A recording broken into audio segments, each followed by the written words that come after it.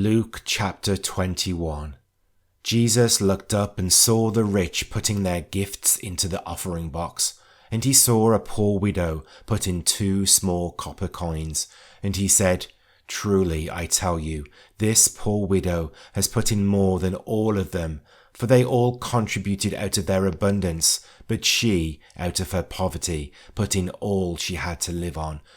And while some were speaking of the temple, how it was adorned with noble stones and offerings, he said, "As for these things that you see, the days will come when there will not be left here one stone upon another that will not be thrown down." And they asked him, "Teacher, when will these things be? And what will be the sign when these things are about to take place?" And he said, "See that you are not led astray, for many will come in my name, saying, 'I am he,' and 'the time is at hand.' Do not go after them. And when you hear of wars and tumults, do not be terrified, for these things must first take place, but the end will not be at once." Then he said to them, "Nation will rise against nation, and kingdom against kingdom.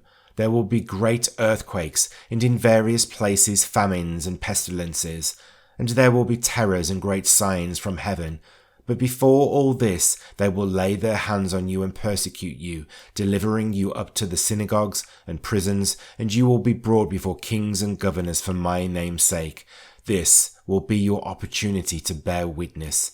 Settle it therefore in your minds, not to meditate beforehand how to answer, for I will give you a mouth and wisdom which none of your adversaries will be able to withstand or contradict. You will be delivered up even by parents and brothers and relatives and friends, and some of you they will put to death. You will be hated by all for my name's sake, but not a hair of your head will perish. By your endurance you will gain your lives. But when you see Jerusalem surrounded by armies, then know that its desolation has come near. Then let those who are in Judea flee to the mountains, and let those who are inside the city depart, and let not those who are out in the country enter it. For these are days of vengeance, to fulfill all that is written. Alas for women who are pregnant, and for those who are nursing infants in those days, for there will be great distress upon the earth and wrath against this people.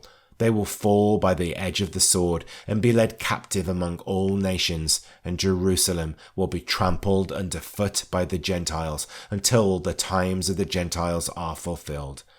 And there will be signs in sun and moon and stars, and on the earth distress of nations in perplexity because of the roaring of the sea and the waves, people fainting with fear and with foreboding of what is coming on the world. For the powers of the heavens will be shaken, and then they will see the Son of Man coming in a cloud with power and great glory. Now when these things begin to take place, straighten up and raise your heads, because your redemption is drawing near." And he told them a parable. "Look at the fig tree and all the trees. As soon as they come out in leaf, you see for yourselves and know that the summer is already near. So also, when you see these things taking place, you know that the kingdom of God is near. Truly, I say to you, this generation will not pass away until all has taken place. Heaven and earth will pass away, but my words will not pass away. But watch yourselves, lest your hearts be weighed down with dissipation and drunkenness and cares of this life, and that day come upon you suddenly like a trap. For it will come upon all who dwell on the face of the whole earth.